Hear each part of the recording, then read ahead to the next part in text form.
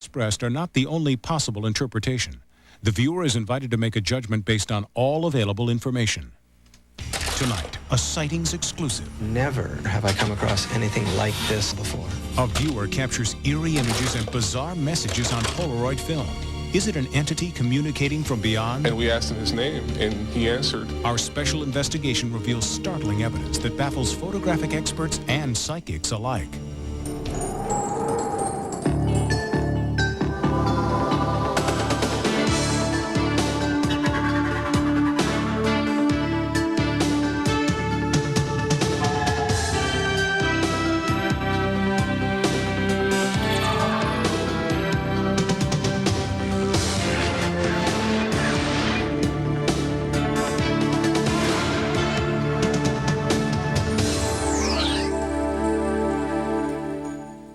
Welcome to Sightings. I'm Tim White. Tonight, a special extended report on the most important ghost investigation ever conducted on Sightings. For the first time ever, hard evidence has been found that could prove the existence of communication with spirits. This historic case began with a call to our Sightings hotline. A viewer contacted us to say that he had captured ghostly communication on Polaroid instant film. These are the pictures that have astonished researchers and left photographic experts baffled. They contain messages and images that seem to indicate communication with spirits. At first, the photographs frightened me. You snap one of these things, and when you start asking questions, it starts answering. I don't know how to explain how bizarre that feels.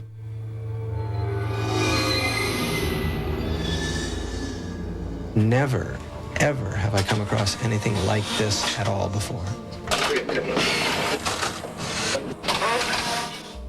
From their hillside home in Los Angeles, John Huckert and John Matkowski called us about their photographs.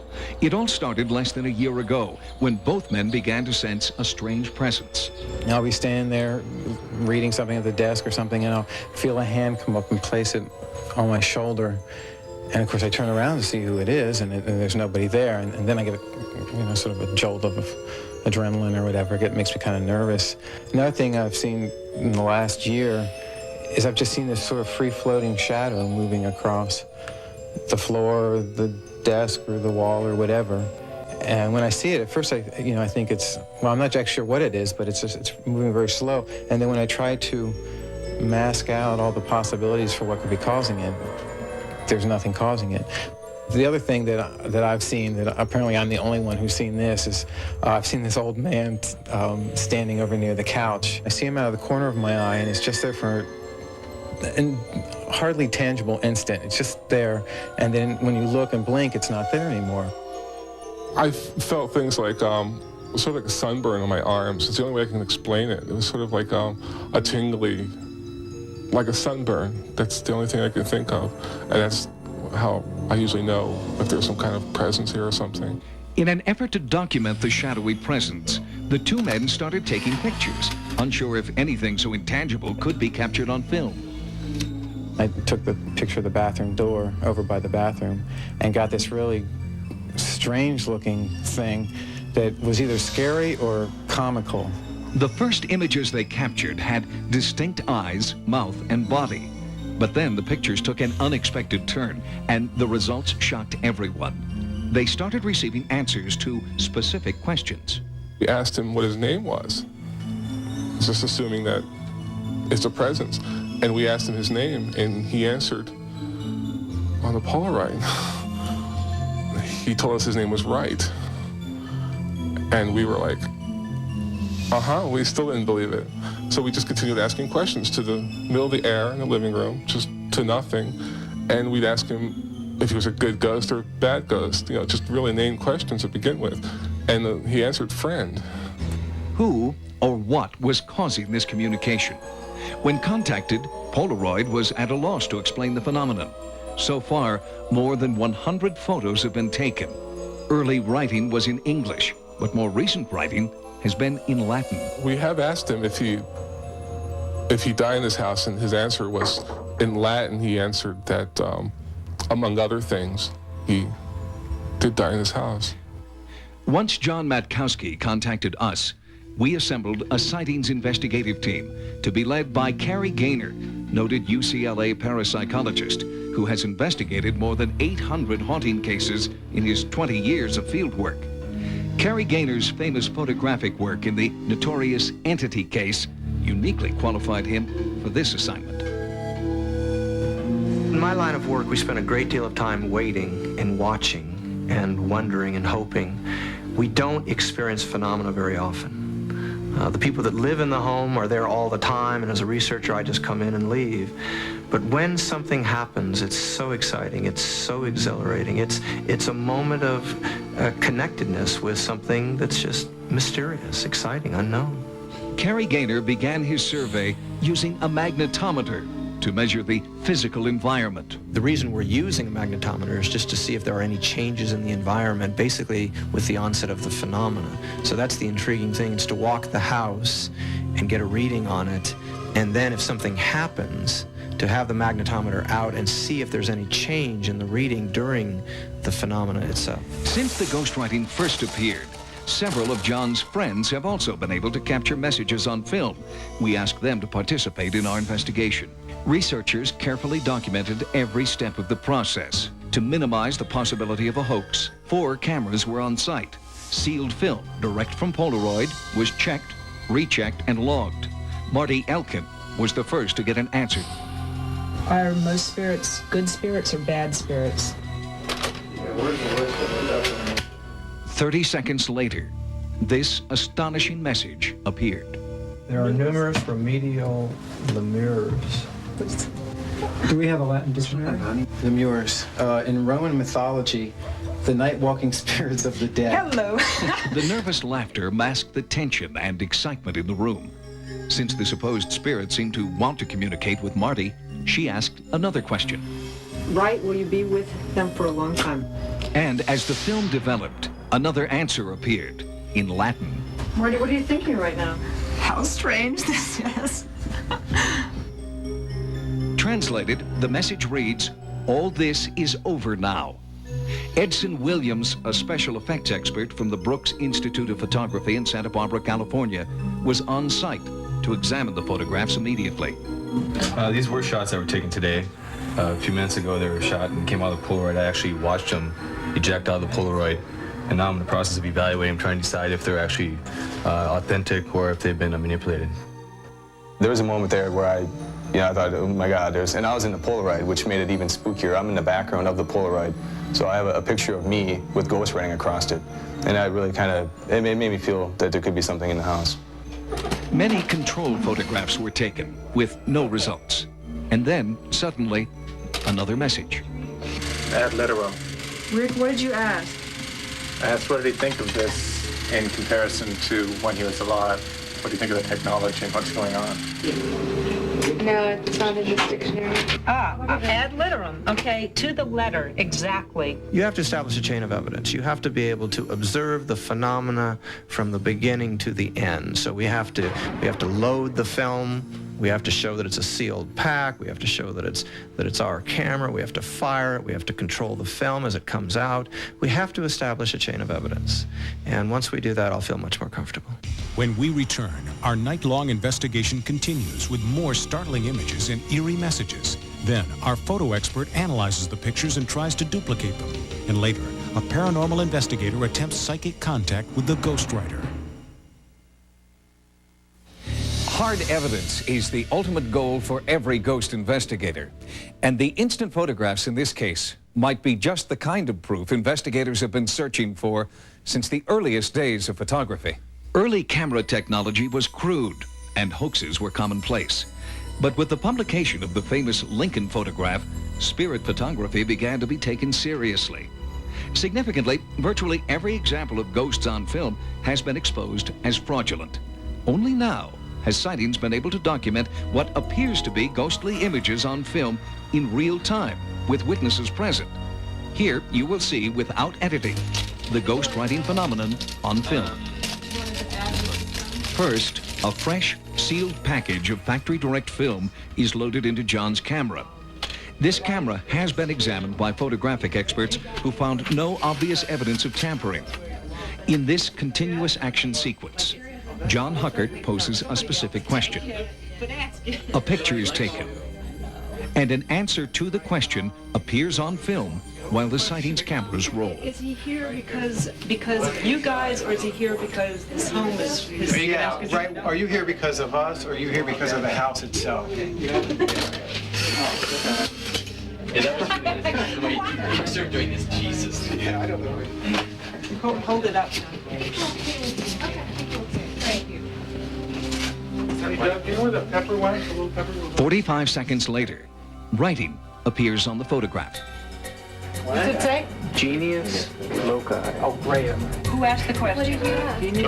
John asked it, and the other John took it. The question for this picture was, are you here for John or the house? And the answer came out in Latin. We looked it up, and the answer is fairly intriguing. The exact translation is the guardian spirit of a man or place. Without any obvious signs of tampering, the Sightings team had to ask, could this actually be a guardian spirit communicating from the grave?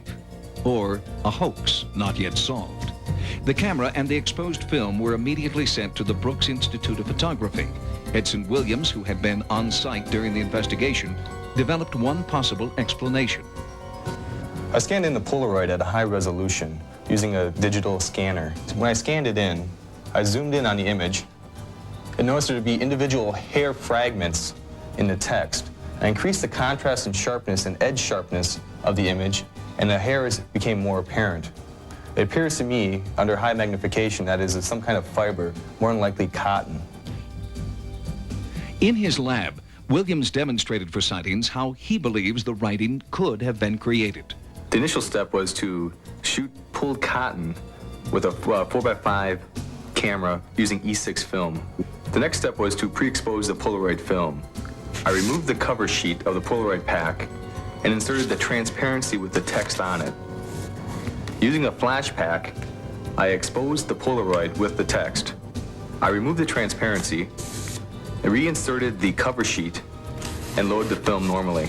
Although Williams did create writing similar to that of the alleged ghostwriter, his elaborate process took over an hour to complete.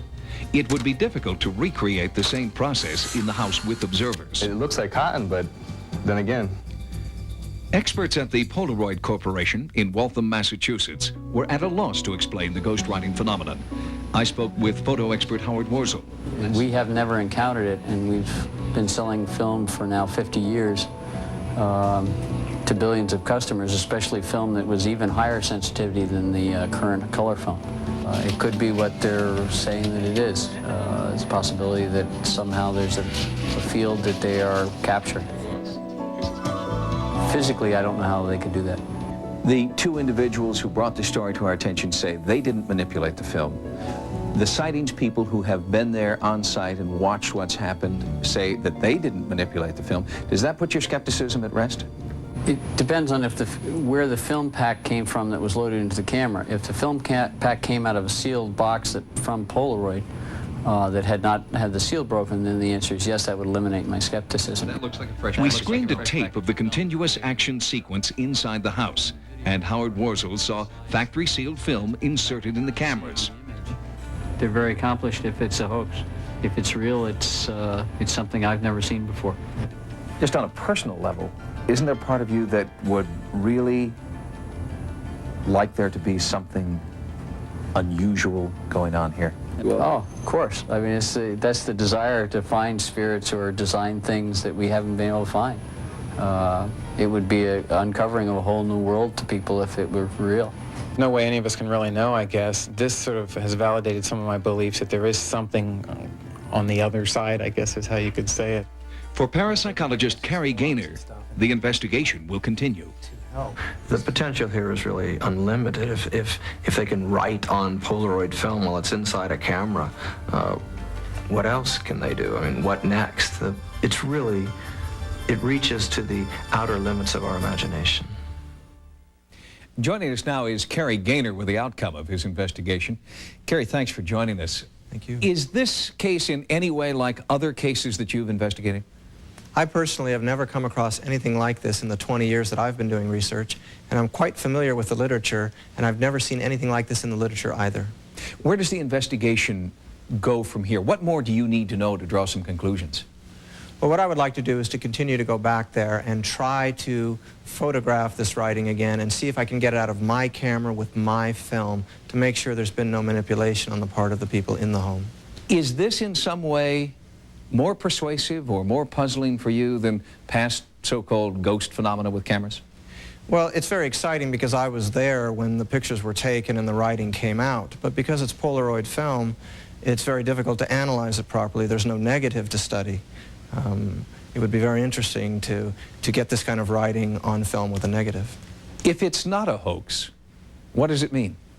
Well, there are two possibilities if it's not a hoax. One is that this is mind-to-film communication, so that it's some kind of psychokinetic process. Their mind is impacting the film itself. The other possibility is that it's some kind of spirit communication, and that, of course, is a more interesting possibility, but both of them are very exciting to me. Carrie, did the ghost writing change in any significant way over time? Well, luckily they had dated their pictures, and when we laid them in chronological order, we could see a fairly definite pattern of some kind of growth or learning. The writing, the handwriting itself seemed to improve in some way, which I found very interesting. Carrie Gaynor, thanks for your investigative work in this case.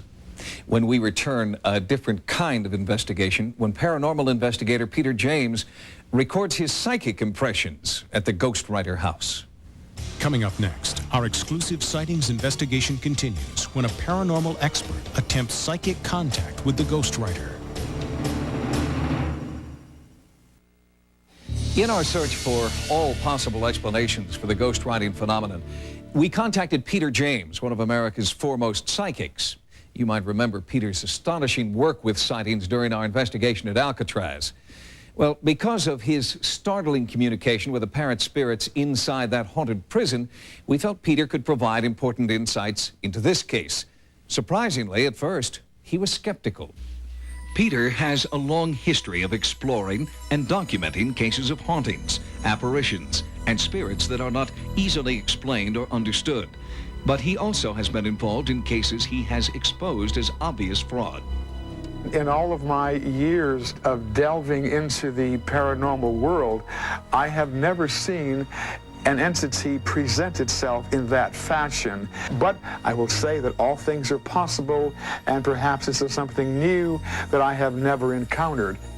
Peter James works by reading the vibrations he claims to feel when he is in the presence of spirits. I feel that this area here is within the bedroom is a hot spot, or perhaps this is where the individual died in this particular area, because this is where I feel it strongest. Not only did he feel a presence, but within minutes, Peter said he was receiving several names telepathically. I received the name of Gilbert. I get, there is a John, there is a Stephen or Stephen, there is a Robert, but two most prevalent names, I say three, is Ramon, or Raymond in the bedroom, and Evelyn, who is here, and Amelia is throughout. And I am getting an essence of all three of those names vibrationally. John Huckert and John Matkowski had already researched the names of the home's previous owners. Although they had not shared this information with Peter James, he had correctly named several people on their list. Now, this is a list of the people who have owned the house since all the way back to 1848, when there wasn't even a house here. And going over the list, we see in 1911 and 1912, 3 women lived here. One of them was named Amelia. In 1941, someone named Robert was here. In 66, someone named Gilbert owned this property. Having successfully identified 3 potential spirits inside the house, Peter found what he called a spiritual vortex, a kind of doorway through which spirits might be entering the house. I feel a very strong vibration, like something is definitely coming up from the floor and wants to come up to the ceiling. And I got that tingling sensation right now. And it's also very cold here. It's almost like one would stand on a foot massager and feel the energy coming in from your feet, through your feet, from the floor. I'm feeling that vibrational feeling, like something's coming, and if you look at my legs, they're actually trembling, and it feels like something is coming from below, and it's going through my entire body. Polaroid pictures of Peter James standing in the vortex also contain strange images. Feels like something could literally come from below and come through the floor, and it feels like something is beginning to surface. So whatever is on the Polaroids, it is their way of saying, pay attention, this is how we're communicating with you, but they can't quite get it into words. Peter James felt strong, unsettling psychic vibrations during his entire stay in the house, and the pictures taken of him did seem to show evidence of the ghostwriting phenomenon. My experience here today clearly is telling me to convey to you that your probing here should be ongoing. During his investigation, Peter James felt that the physical body of the ghostwriter could be buried on the property. In a bizarre quest for an explanation to the ghostwriting phenomenon, John Huckert and John Matkowski are now digging up their property in search of human remains. We'll keep you updated on their findings. Like our story tonight, if you've photographed what you believe to be paranormal activity, our Sightings investigative team wants to know about it. If you've had a paranormal experience, our Sightings investigators would like to know at 1-900-740-SIGHT. That's 1-900-740-SITE. Each call 75 cents a minute. Average call lasts 2 minutes, and you must be 18 years or older. Again, the Sightings hotline is 1-900-740-7483. Join us next time for new investigations into the unexplained. For Sightings, I'm Tim White. Don't go away. There's another episode of Sightings coming up next. Sunday, L.A. Law's Corbin Burnson guest stars on Rock Live. Then, if a mysterious object zips by you on the highway, no need to call Sightings. It's probably just Al Bundy cruising on his new motorcycle. Meet the new leader of the pack on an all-new Married with Children.